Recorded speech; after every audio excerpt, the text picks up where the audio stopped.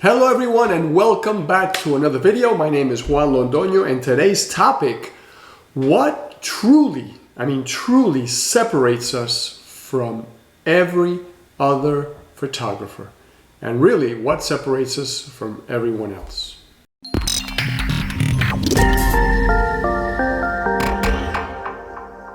Now I'm going to present 7 things to you in this video that are probably more logical and they make sense. We'll begin with the more obvious ones, and as we move into number 3 and 4 and 5, we'll start to get a little more abstract, therefore making this a Photo Philosophy Friday topic.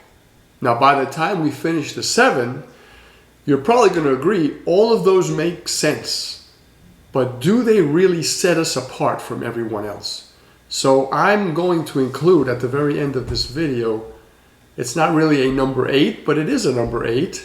It's the reason I believe, or the thing that I believe truly separates us from everybody else and makes us unique.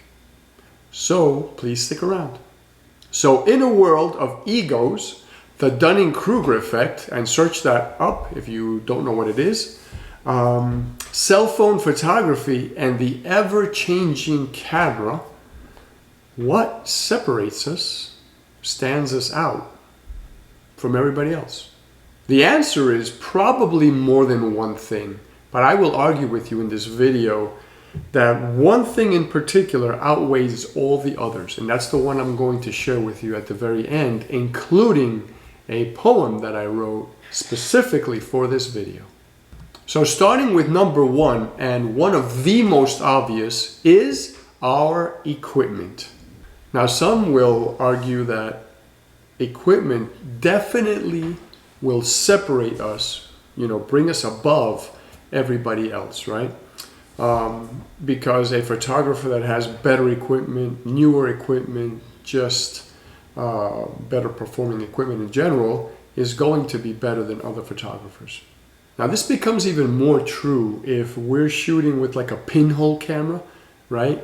I see some photographers do that with film and a pinhole camera. Or some very old medium or large format camera, or just something really different from what everybody else has. Then yes, you're going to start separating yourself from the crowd, from the herd. And you're going to start being more unique. But you won't be the only photographer using that equipment. There are other photographers out there using pinhole cameras and large format cameras with film, right? So what you're doing is you're cutting down the ability to blend in with everybody else, and you're calling yourself out as an individual. But you're going from, say, I don't know how many photographers there are in the world, right? Let's just throw a random number out there. Let's say 100 million people that enjoy photography. Maybe, 20 million that do it, on a semi-pro level or something like that around the world. And like I said, just bear with me here. So what you're doing by buying one of these pinhole cameras or one of these large format cameras, maybe you're narrowing yourself down to a group of 5,000 photographers. If you get something even more unique and more rare, maybe 1,000 photographers, maybe 100 photographers. That's pretty good, right? You're definitely more unique than before, but you're still amongst 100 photographers. So what's going to separate you from the other 99 photographers? And going the other way, using any other popular camera like what I own and probably you own, is going to make it that much harder to be unique and different, right? So let's go into reason number 2. Before we move on, let's do the water break. Please hydrate yourselves. Go get whatever you enjoy. Hopefully it's something healthy. If you want something alcoholic, that's fine. I'm not telling you what to do or not do, but please take a break, go get your stuff and come right back. So point number 2, many people will tell you that location is very important, right? And I'm not going to disagree. After all, there are reasons that some photographers select locations like New York City, Paris, Tokyo, right? There's a reason why street photographers are going to pick those cities. There are reasons for landscape photographers picking beautiful places like Bryce Canyon and so forth, right? There are places around the world that are just gorgeous to photograph. If you look at Peter Lik and other famous landscape photographers, they've gotten famous by going to exotic places, right? They don't just step out of their house and shoot in their backyard, because we can all do that, right? So trying to set ourselves apart from everybody else starts with looking for unique locations that other people can't access. But again, we're down to, narrowing ourselves from 20 million to, 1 million to, a couple of thousand photographers that are still going to be able to access that location. So again, the question, what pulls us apart from everybody else that can still manage to go there? Especially if you're working in landscape and street photography, there are so many photographers that are looking for places to photograph, and we're all looking in the same place, right? We're all using the same search engines to look for really cool places to photograph. We're reading the same articles, looking at the same pictures, and we're going to end up in very similar locations. Now, number 3, we start moving into that Photo Philosophy Friday topic, because it's not the camera, it's not the gear, right? The location. This one is a little more abstract. It's knowledge, right? You might argue that, yes, a photographer that has inherent knowledge of their gear, right? Their lenses, their camera, the software that they edit with, is going to start setting themselves apart from all other photographers. And again, I can't argue with you. You're absolutely right. But remember, once again, there are many, many, many skilled photographers. I'm on my computer every night looking at how people use Photoshop and Lightroom and all the cool things that come out regularly that I can use. I'm just learning. And I don't have a need to edit heavily, so I don't go into a lot of that fantasy editing stuff, because I'm not saying it's not pretty. It's absolutely beautiful. I would even buy it to hang on my wall. It's just not what interests me. I like spending time behind my camera, not in front of my computer, right? Those are two different things. But I do have a need to edit, right? I do have a need to pull the background away from the subject, or the subject, away from the background. I have a need for things like that, right? Touching up the face, making it look prettier. So I still have to stay on top of that. And the more I learn of that, and the more I know how to use my lenses, what lenses do I use for different things, getting the most out of my camera by reading the manual over and over, right? That new camera I just bought, the Fujifilm GFX 100S, I still don't know it well. And I've had it for half a year. I've read the manual once, I've played with the camera, I still don't feel like I own it, right? I still want to go through that manual one more time with the camera in my hand. So yes, every time I do that, it sets me aside, or sets me apart from everybody else that uses that gear. But there are still people that are better with that camera, that are better with the software, that are better with lenses. So how do I get there? Number 4, going back into the photography world, composition, right? How one photographer sees something versus another photographer definitely starts setting us apart from the others, right?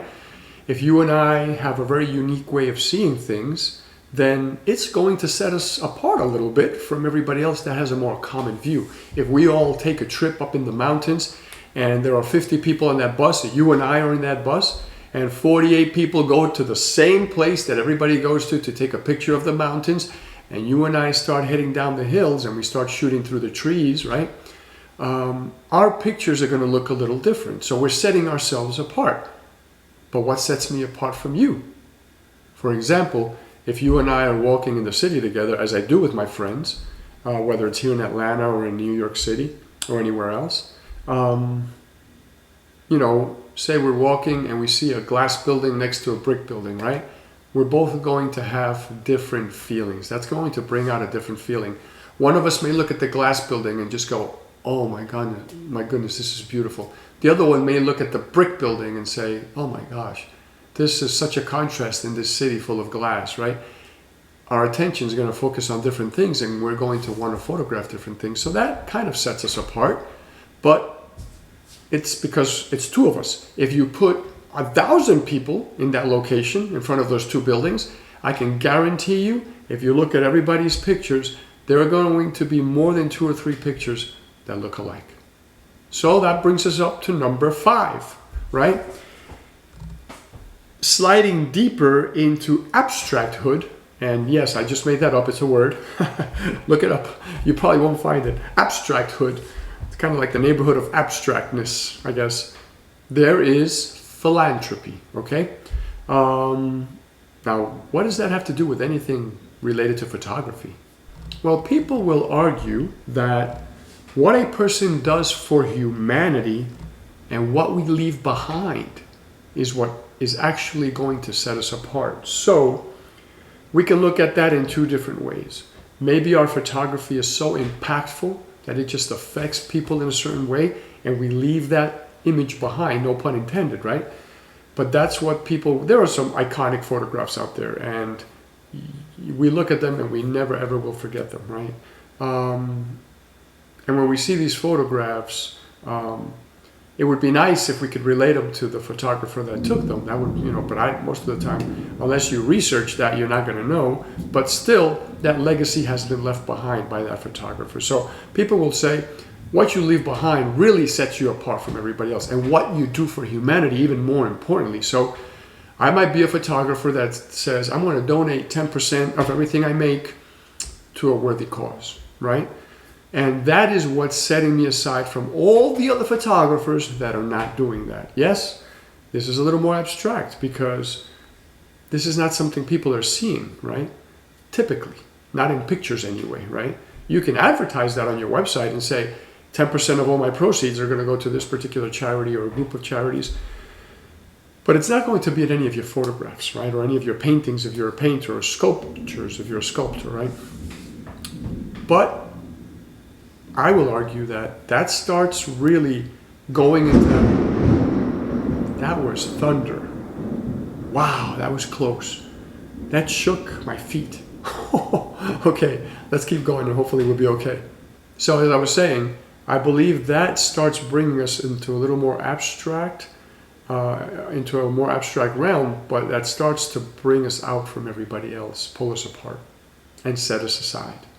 But because if we gives 10%, there's somebody that can give 15%, and then there'll be somebody that gives 20%, and then there'll be somebody that has a magnificent salary and gives all of their photography proceeds to a worthy cause. Then we go, okay, we're back to square one. What sets me apart from them? Yes, the fact that I'm donating less sets me apart from them, but that's not my point. What makes us better, right? What sets us apart means, in my terms here, is what brings us a level above everybody else. So if that wasn't abstract enough, let's look at number 6, right? Number 6 is intention. Our intention is even more abstract, and it starts to pull us away from everybody else because we're all shooting with a different intention. We might say that the intention a photographer has when they're taking a particular picture is what sets them apart from every other photographer. And that starts to make sense if you think about it, right? When I go in to do a photo shoot, the intention I have really starts to set me apart. If there are 3 photographers doing a portrait shoot, right? Say with 3 different models. Photographer A goes in there, sets up his equipment, does some beautiful work, right? Photographer B goes in there. For photographer B, this is a job as well. They go in there, they set up their equipment, they do beautiful work, right? Even more beautiful than photographer A. You might say their knowledge, their camera equipment, all of that stuff has set them aside or set them apart from the other photographer. Then I go in there, or you go in there, and you go in there with an intention, right? I'm sorry for that noise, but after waiting for 3 hours for that lawnmower to stop earlier today, I just want to keep going through this, assuming the house doesn't fall on my head. So let's keep going. Hopefully that won't be too distracting. It's lightning, thunder, whatever. So back to this portrait shoot, right? You walk in there with a beautiful intention in your heart to make this model, right? You sit with her. Well, let's go back. To meet the model, to introduce yourself, to spend about 10-15 minutes trying to get to know her better so that the pictures can actually portray her personality. And then you realize the model is very sweet, whether it's a man or woman, whatever, very sweet, very kind, right? Very kind-hearted. And you want to make sure that your images portray this personality, right? This side of their personality. That's a very pure intention, right? And that will definitely set you aside from other photographers, especially from photographer A and photographer B. But it won't set you apart from, you know, the other 1,000 photographers that are shooting portraits around the world that also do that. If you look at Annie Leibovitz, if you look at her master class, and you look at her interviews, she talks about how important it is to know the person you're photographing, because you can actually work that into your images, right? Try to bring that personality out. So yes, look at Annie, for example, Annie Leibovitz. Her photography is amazing, and she as a character, as a person, has set herself aside or apart from many other photographers, right? But she's probably not the only photographer in the world that wants to meet the person and bring out their personality into the photographs. Going into this topic, and this is going to lead us into other topics, by the way. Going into this topic, still number 6 here, where we talk about intention. Take an example that we see around the world. Take 2 kids in a playground, or not even a playground, you know, outside, okay? Random outdoors. And one kid is crying because they're hungry, and you can see that they're very skinny. You can see their bones, right? This may be a third world country where they have a starvation problem. And there's another child next to that with a big bowl of food that they've been given, and he's helping to feed, you know, he's feeding himself or herself and helping to feed this other child, right? And as photographers, our intention matters, right? If I'm trying to show friendship, I'm going to show the whole image, and I'm going to wait till the first child is feeding the second child, right? That's friendship that I'm portraying, because my intention is to show how 2 children can help each other through hardship. The same if my intention is kindness, either that image or something where one child is patting or hugging the other one, right? Or where they're huddling close to each other, also shows kindness. But what if my intention is to show starvation? If I want to make a point that this government is doing nothing about their people and not helping at all, now I just focus on the starving child, and I wait for the first child not to be giving them any food, right? So there's no hand in the way coming next to the mouth. I wait for this child to break out into tears again, and that's what I capture. And then I present it in a way that just looks more impactful, and we're going to get into that in the other topics. But you see where I'm going. Intention will certainly set us apart from other photographers. Even if we're out in the street shooting street photography, what we capture and how we capture it will set us apart from other photographers. Think about that for you street photographers out there. Even those of you that do portraits, that do weddings. Am I just capturing something randomly? Or am I going to focus, right? Am I going into this wedding thinking a couple is about to get married, right? They're about to unite, to bond, and spend hopefully the rest of their life together. What can I do as a photographer to bring that out? Not just to capture, because I fell into this, right? I shot over 100 weddings, and it became very laborious, right? And very rushed all the time. And then I was just there making sure I got good shots. It wasn't even about a good intention. It was about just getting good shots. But what if I could go further and say, you know what? I'm going to focus on making sure that I capture the bond. So maybe take another amateur photographer to help me, right? And while they're capturing some stuff around the dining room, because you don't want to capture people eating, but you want to capture some really bonding moments where people are hugging, maybe holding each other, holding hands, right? Just capture the hands. People are kissing. So those are the things you want to capture on the side that bring the effect of the wedding together, right? Not just a couple that's getting married, but everybody else that's showing affection on that day. And yes, all of these things, doing all of these things, thinking about all these things will definitely set us apart from everybody else, a grade higher than many other photographers, but we still will not be the only ones doing this. We might add to this point before we leave it by saying that you definitely set yourself apart from everyone else taking pictures, or anyone else in life for that matter, when you can teach people to see things that they normally wouldn't have seen. So in photography specifically, because that's what we're talking about here, by capturing things a certain way, with certain lenses, with certain gear, in certain locations, right? Helping people to see things that they wouldn't normally have seen will definitely set you aside.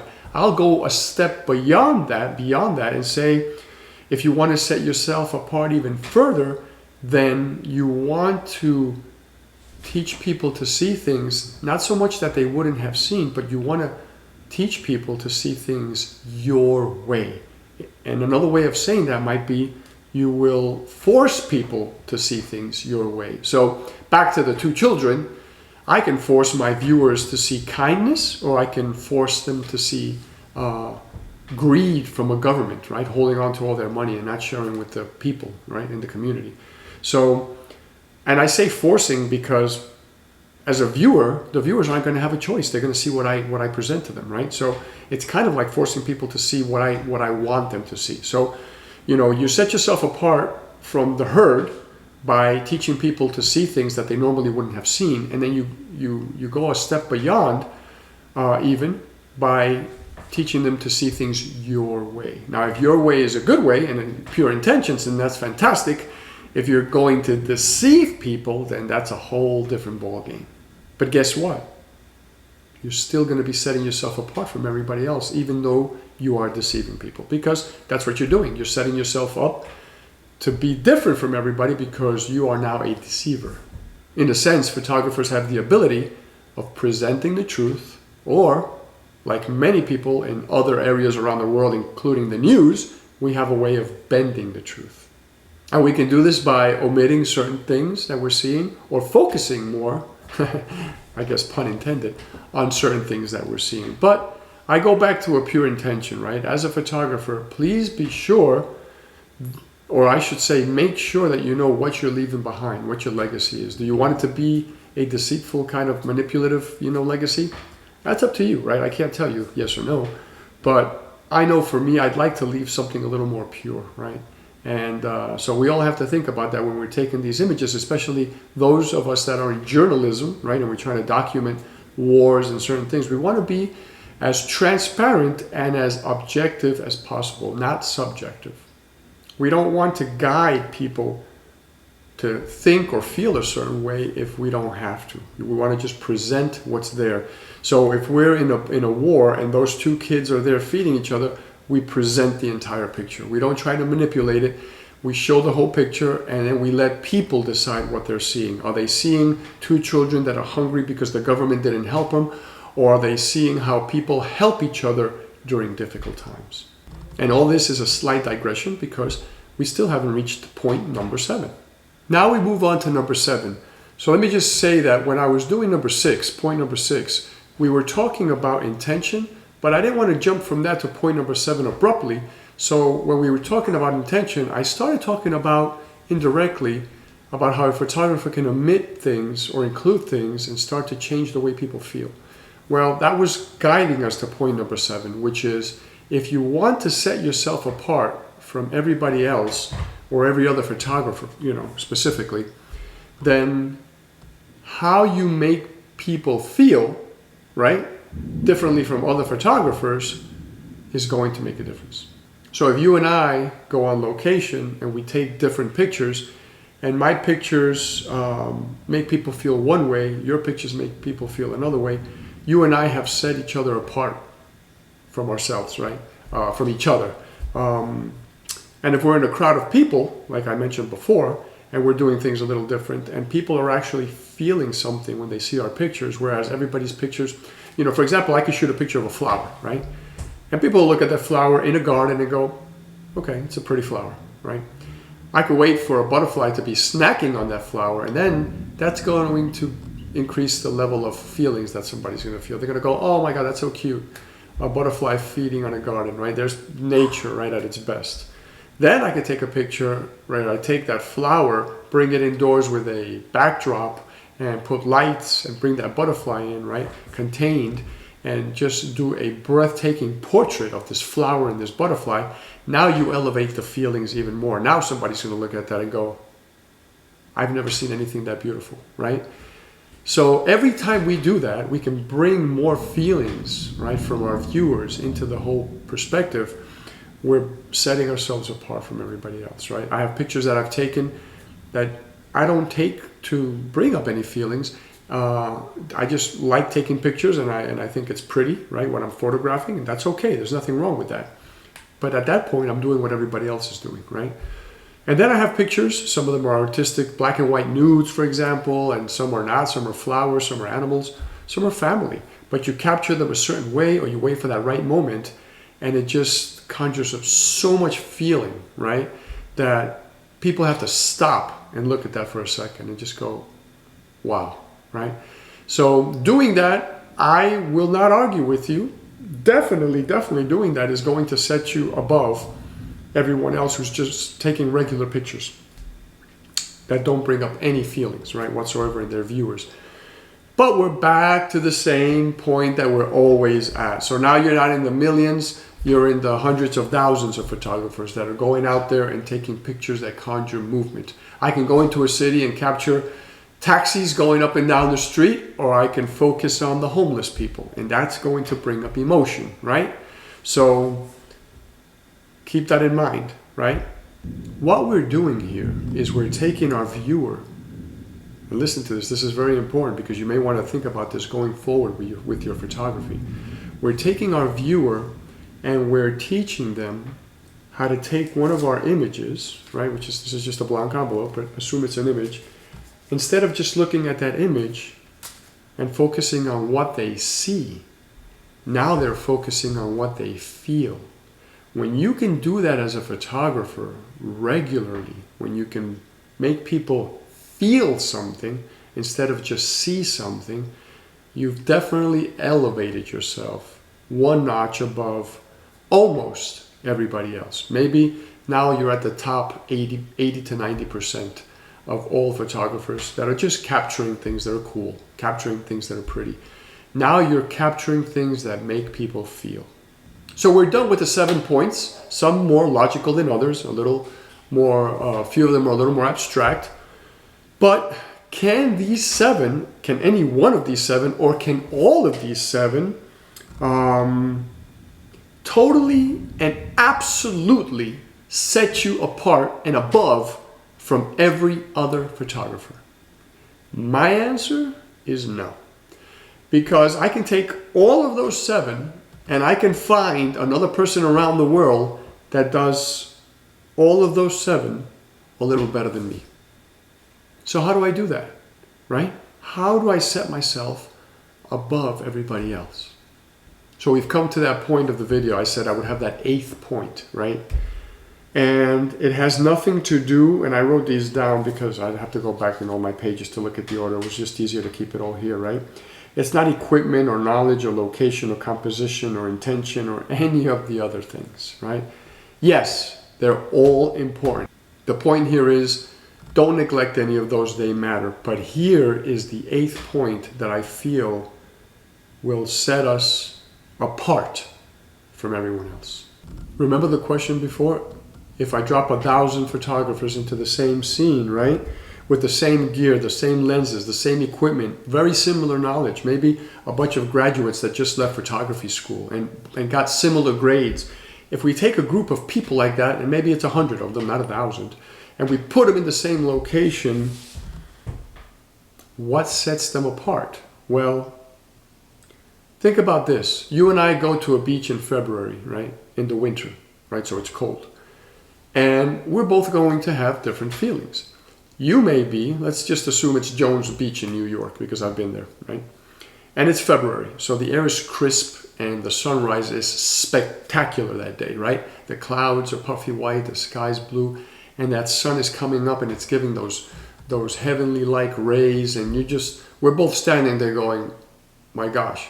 But I'm standing there, right? We're both cold, we're both shivering. I'm standing there thinking of all of the other places I'd rather be this morning, including in my bed or sipping coffee somewhere nice and warm in a diner, right? And you're just awestruck by the beauty in front of you. And you don't feel the cold, you don't feel the hunger, you feel nothing but ecstasy at this moment because you're in the most beautiful place you can be. You see where I'm going with this, right?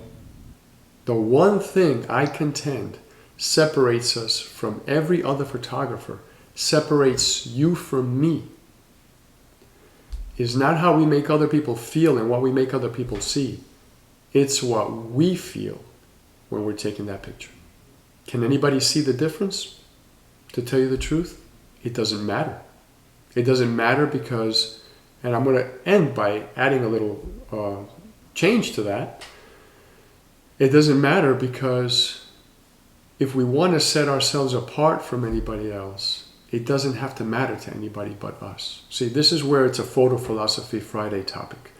We're done with camera gear making our pictures better. We're done with locations making our pictures better, with our intentions, with what we make people feel. Because as we just saw, someone can do all of those things better than us. So if we're going to focus on what really makes me different from you, what makes you different from me and from everybody else, it's going to have to be something inside of each and every one of us. And that is what we are feeling the minute we snap that picture.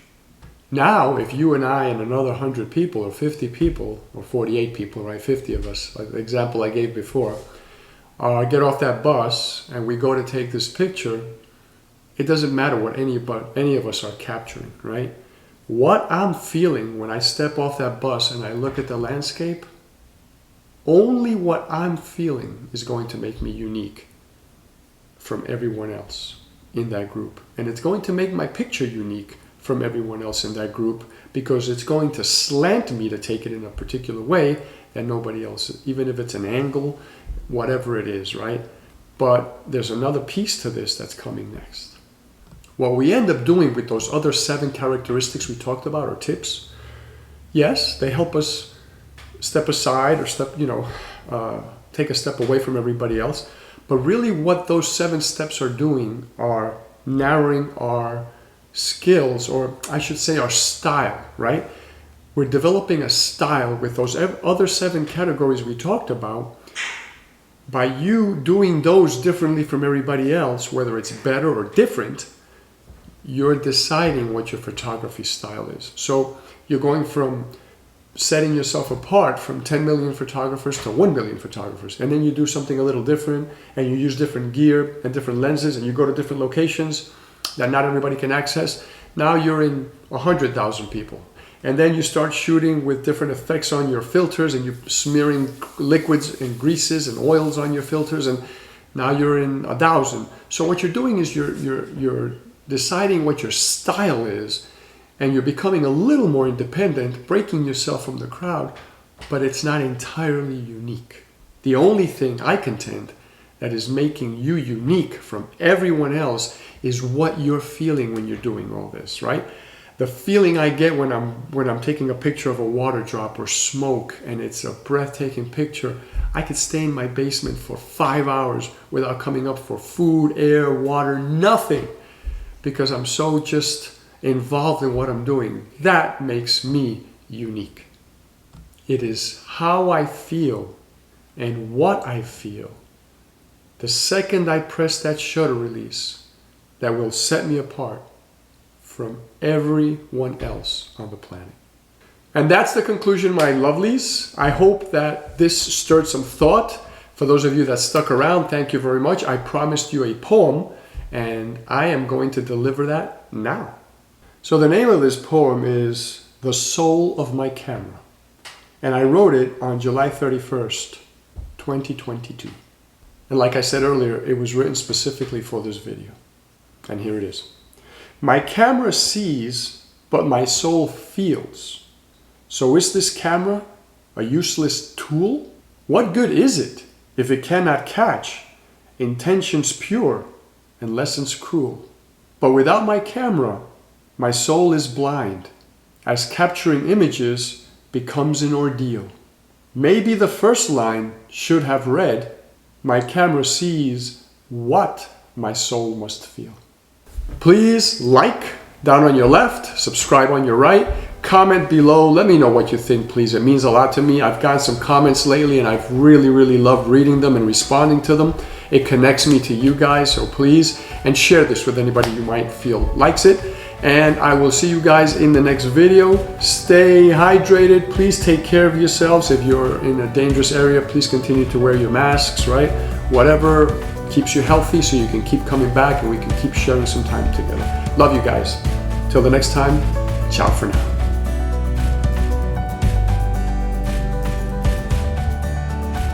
It only took 3 hours to mow the lawn for 2 houses. I've been waiting for 3 hours to make this video. The minute I was going to turn the machine on, they started working on the house next door. And it just never ended.